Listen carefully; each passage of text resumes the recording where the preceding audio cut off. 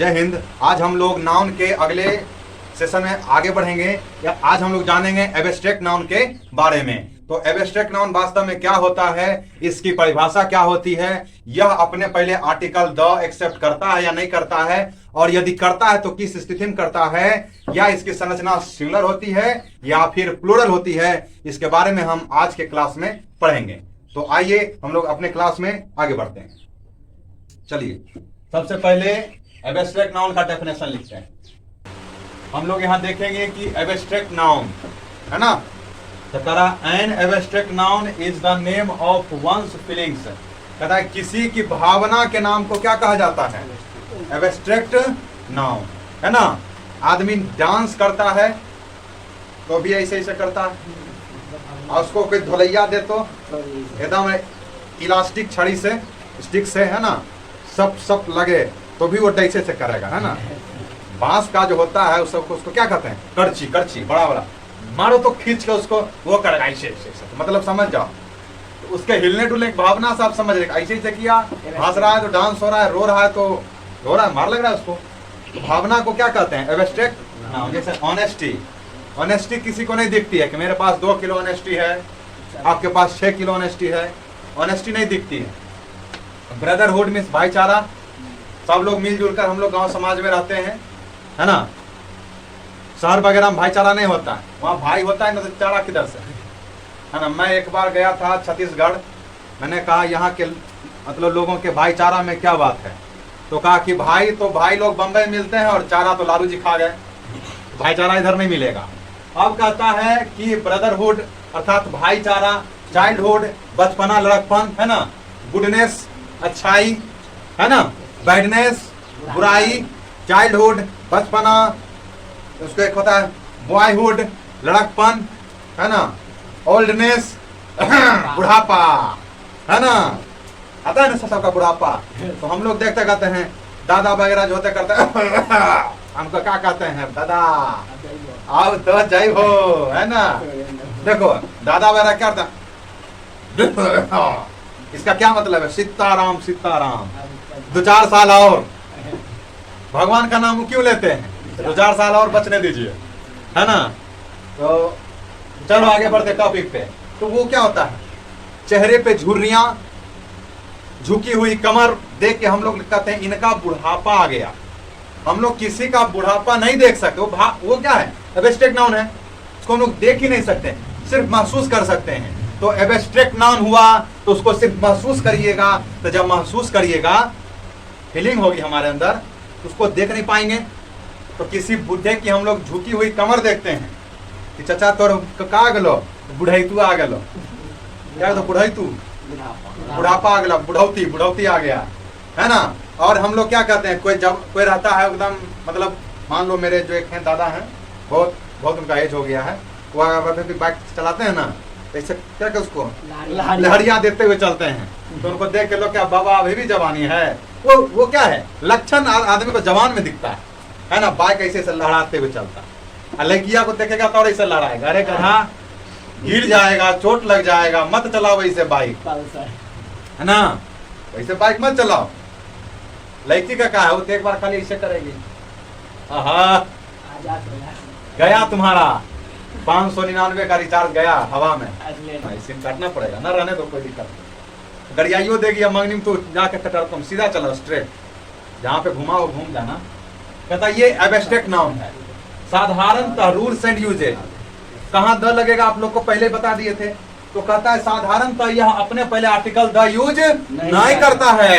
Abstract noun अपने पहले article the use नहीं करता है, कर भी नहीं करेगा द। साधारणतः जिस नियम में लगाएंगे साधारणतः सब नियम को मचोड़ करके तोड़ देंगे।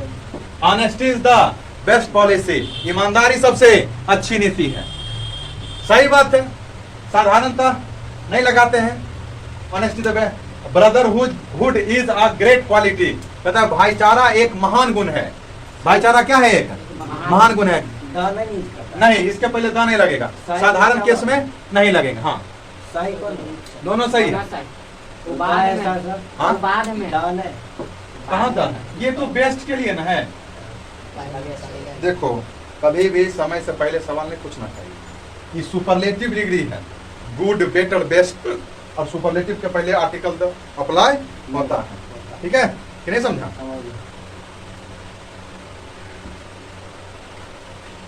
और हम बात कर रहे हैं एब्स्ट्रैक्ट नाउन के पहले द लगाने की। आ रहा बात समझ?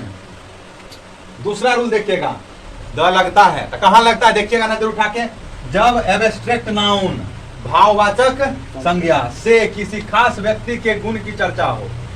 कहता है एब्स्ट्रैक्ट नाउन से भावना की नहीं, किसी व्यक्ति के गुण की चर्चा आप करने लगे, है ना? ऐसी स्थिति में यह अपने पहले आर्टिकल द यूज करता है। अरे बात समझ में? तो the honesty of Mahatma Gandhi, Mahatma Gandhi के अंदर कैसा गुण था? ईमानदारी का गुण था, है ना? थैंक यू बाबू। The honesty of Mahatma Gandhi, Mahatma Gandhi की ईमानदारी कैसी थी? महान थी। तो यहाँ पर सिर्फ ऑनेस्टी है कि महात्मा गांधी की ऑनेस्टी? किसी खास व्यक्ति, राम भी लिख सकते हैं, मोहन भी लिख सकते हैं, कोई दिक्कत नहीं है, तुम्हारी मर्जी कि किसी व्यक्ति का लिखेगा। Honest, the honesty of Rupesh Kumar was great. अब तो क्या हो गया? बेईमान हो गया।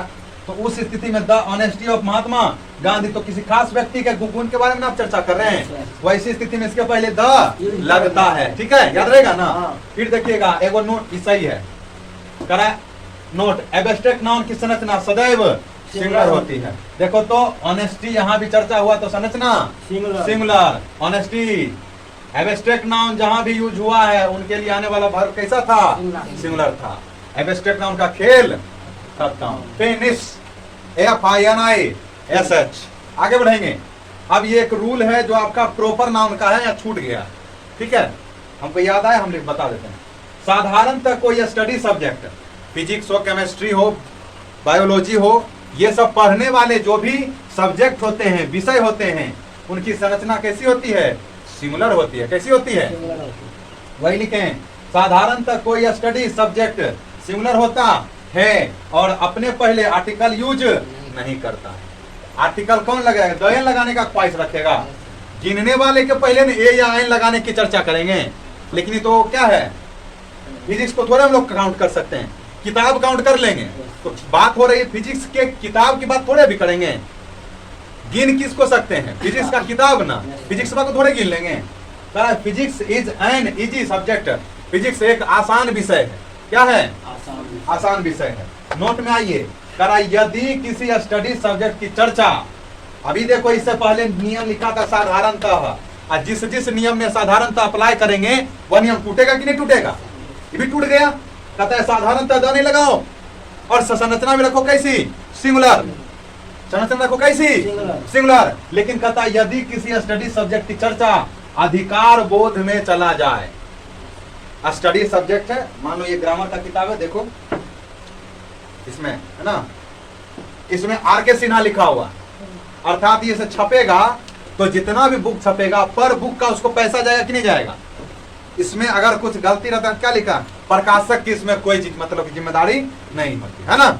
इसमें रहता है लिखा हुआ कि छापने ये सब, मतलब अगर हल्का फल्का कहीं पे हो रहा है गलती तो हुआ, it is just a printing mistake, है ना। अब कहीं लगाना था इज लगा दिया आर, वो क्या है? Just a printing mistake. इसमें राइटर वगैरह कोई रिस्पॉन्सिबल नहीं है। ये रहता ही नहीं रहता इसमें लिखा हुआ। ये छपेगा तो जाएगा किसके पास पैसा?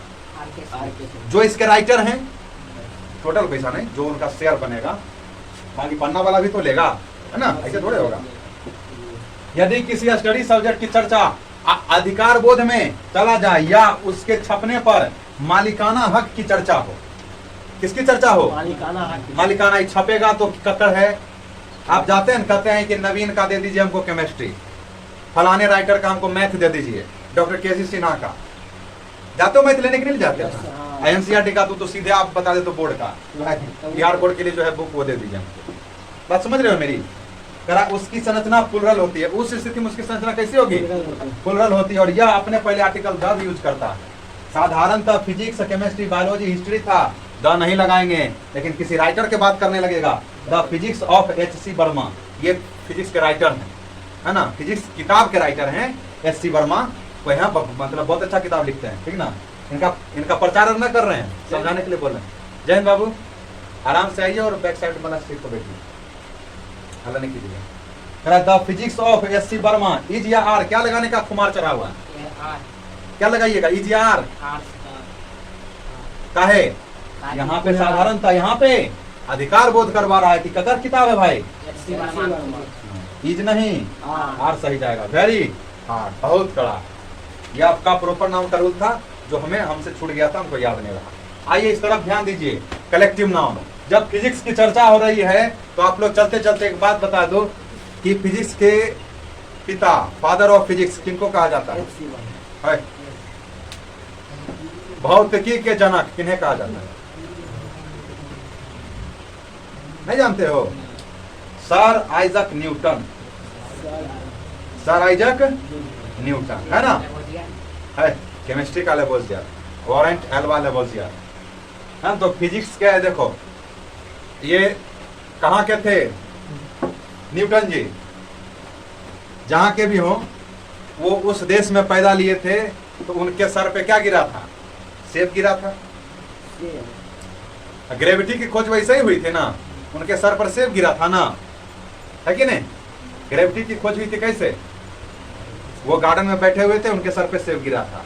गलती से वो पाकिस्तान में जन्म लेते तो उनके सर पर सेब नहीं बम गिरा होता, और न्यूटन निपट गया होता, का रूल बनाता, है ना? वहां पे आए दिन बराबर सेब बम गिर जाता है ना पाकिस्तान में। न्यूटन अगर पाकिस्तान में जन्म लेते तो उनके सर पे क्या गिरता? न्यूटन निपट जाते। जब आप फिजिक्स लिखते रहो। अब वो सब टॉपिक छोड़ो, यहाँ समझ गया। तो भारत में जन्म लेने का बहुत ही अच्छा सौभाग्य है हम लोगों का। अब देखिएगा कलेक्टिव नाउन। तो कलेक्टिव नाउन क्या होता है? ढेरी, जमा कर दो, कलेक्शन किसी भी चीज का, है ना? कहते हैं मेरे पास शर्ट का बहुत अच्छा कलेक्शन है ना? फिर भी हम 3-4 शर्ट ही ज्यादा पहनते हैं, उससे ज्यादा नहीं पहनते। ऐसे ही सब रखा। जय हिंद, जय हिंद बाबू, जय हिंद। कहता है collective noun, a collective noun is a name specially given to a group और कलेक्शन। कहता है किसी समूह या कलेक्शन के नाम को क्या कहा गया है? कलेक्टिव नाउन कहा गया है। जैसे कि कैटल, कैटल मीन्स होता है मवेशियों का झुंड। क्राउड, क्राउड मीन्स होता है भीड़। MOB mob, mob means mobile number नहीं, मॉब मीन्स भीड़ ही होता है। ऐसे भीड़ लगा देते हम लोग। बचपन में जब टीचर वगैरह कॉपी चेक करते थे तो उनको फतिंगी की तरह घेर लेते थे ना। फतिंगा समझते हो ना? ग्रास ऑफ टिड्डा, पूरे चारों तरफ से बच्चा घेरे हुए रहता था, है ना? तो वो हुआ क्राउड, हुआ क्या हुआ? क्राउड।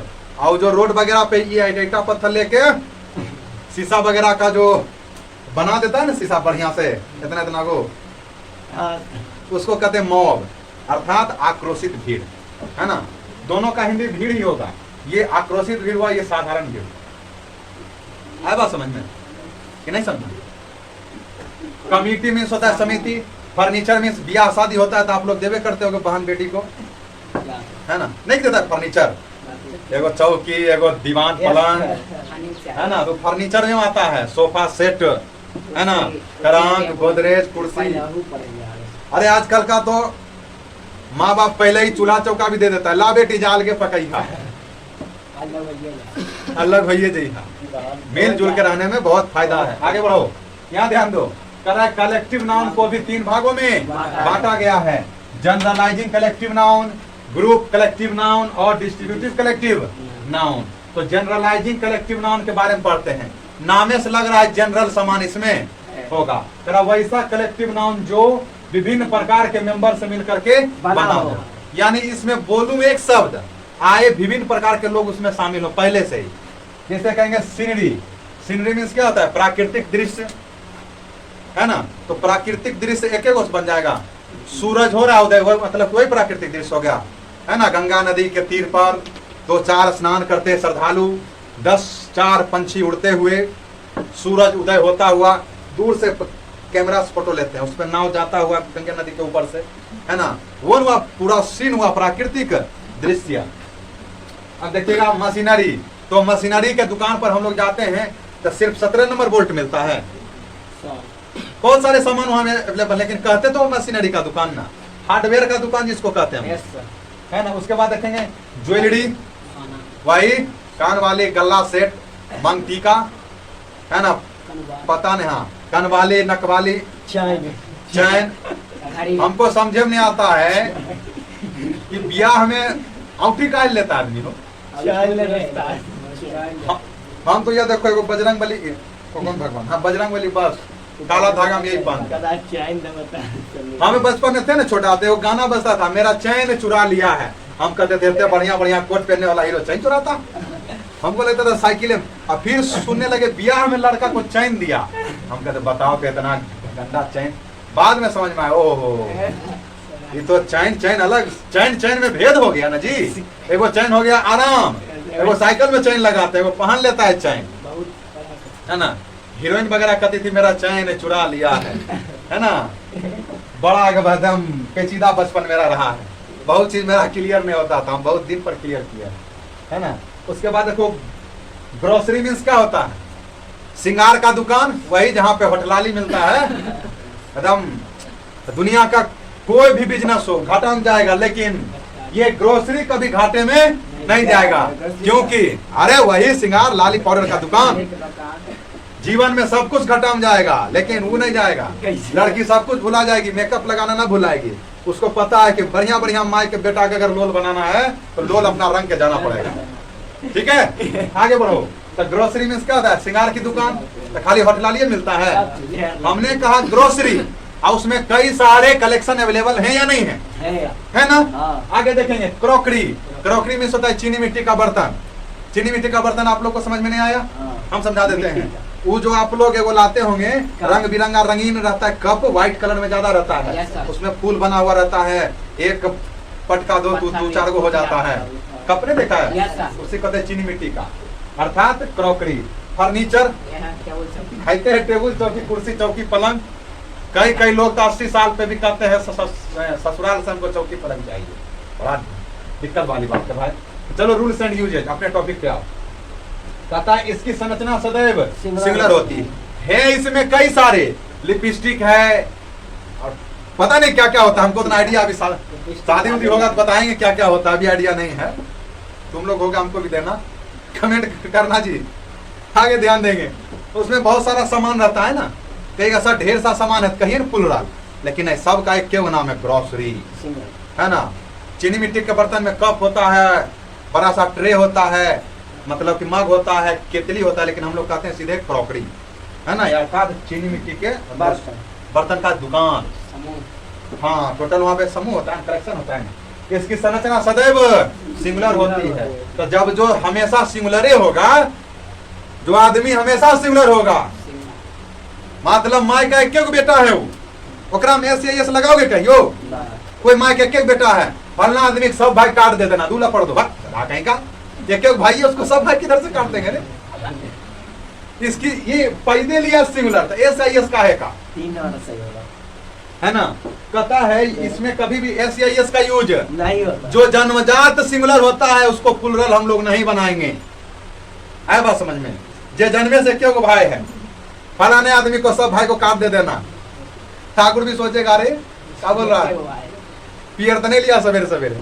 यही बेचारा जन्मजाति सिंगुलर है, एक एक होबे करता है, ऐसे इसका लगाएंगे इसमें। यहाँ कहता है इसमें आते भले विभिन्न प्रकार के कई सारे सामान हैं, लेकिन टोटल मिला के एगो बन जाता है इसका पूरा, मतलब क्या कहते हैं उसको, क्या कहते हैं, इसको कहते हैं। देखो इसमें कई सारे विभिन्न प्रकार के सामान आते हैं, लेकिन टोटल मिल करके वो गट्ठर बन जाता है। गट्ठर होता है ना, थैली बन गया। हाँ, इसमें क्या है, इसमें है क्रॉकरी, इसमें क्या है, इसमें है ग्रोसरी, है ना बात समझ में। इसका झोला न हो गया सब्जी अलग अलग ना, इसकी संरचना सदैव सिमिलर होगी। जहां इसके साथ एस या एस लगा दी, गलती हो गया, तुम क्या हो गया, गलती हो गया। देखेंगे the furnitures are very costly, लग रहा है एस या एस ले ले है, आर लगा दिया, वेरी खुश। तुम लोग वेरी खुश हुआ कि नहीं हुआ, खुश तो बहुत हुआ होंगे आज, क्योंकि एस या एस भी दिख गया और उसके साथ आर भी दिख गया। लेकिन ये कहता है हम तो क्या है, जनरलाइजिंग कलेक्टिव नाम है चचा। अरे ओ चचा, हम नाम एस या एस ना लगते हो चचा, आगे बढ़े। फिर कह रहा है द फर्नीचर, ठीक है, एस या एस नहीं देंगे, पहले ही कह रहा है सिंगुलर होगा तो आर लगा दोगे। गया, राधे राधे। अब आया द फर्नीचर इज, बिना SAS के बहुत खुश है, नवंबर को सुबह सिंगलर है, सही जवाब। किन्हीं को समझने में कहीं पर कोई दिक्कत? वीडियो वाले भाई लोग, आप लोगों को समझने में कोई दिक्कत होगा तो कमेंट कीजिएगा, हम जरूर समझाएंगे, ठीक है। अब हम लोग नेक्स्ट अगले क्लास में मिलेंगे। नेक्स्ट क्लास में इसका 2 पार्ट जो है, ग्रुप कलेक्टिव नाउन और डिस्ट्रीब्यूटिव कलेक्टिव नाउन की चर्चा होगी, और कल साथ साथ जेंडर का भी हम लोग श्री गणेश कर देंगे। आज के लिए इतना ही, हम लोग कल अपने समय से मिलेंगे, तब तक के लिए जय हिंद। और वीडियो को ज्यादा सिर्फ शेयर करो, ठीक है।